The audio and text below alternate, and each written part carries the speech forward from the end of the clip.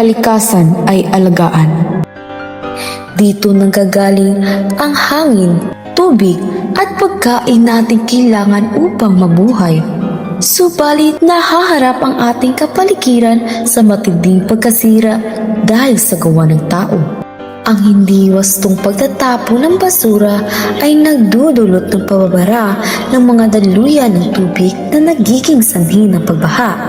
Ang labis na pagputol ng puno ay nagiging dahilan ng pagguho ng lupa at pagkawala ng tirahan ng mga hayop.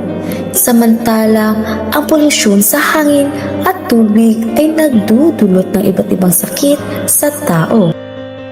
Ayon sa mga eksperto, ang pagbabago ng klima ay nagpapalakas ng bagyo at nagpapainit ng panahon. Ito ay dulot ng labis na paggamit ng fossil fuels at pagputol ng mga kagubatan. Ang pamahalaan at iba't ibang organisasyon sa Pilipinas ay patuloy na nagsusulong ng mga programang pangkalikasan. Ngunit hindi ito magiging sapat kung walang pakikiisa ng bawat isa. Kaya't simulan nating pangalagaan ang ating kalikasan dahil dito nakadepende ang ating kinabukasan.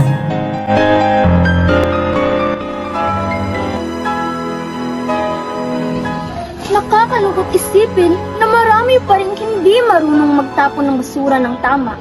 Sa halip na sila ay maglinis, mas pinili nilang magtapon ng basura ng kung saan-saan. Bilang mamamayan, meron tayong pananagutan sa kalikasan. Ang simpleng paghihiwalay ng mabulok at hindi mabulok ay isang malaking tulong na. Mahalaga rin ang pagtatanim ng mga puno at pagtitipid sa likas na yaman. Kaya naman, bilang kabataan, tayo ay dapat na maging ehemplo. Hindi lamang sa kanya, sa akin, ngunit sa ating lahat. Maaari tayong gumamit ng reusable na lalagyan, magbawas ng plastic at makiisa sa mga aktibidad tulad ng tree planting activities at clean-up drive. Ang pangangalaga sa kalikasan ay hindi lamang responsibilidad ng pamahalaan. Ito ay responsibilidad ng bawat Pilipino. Kailangan ang kalikasan para sa kasalukuyan at kinabukasan.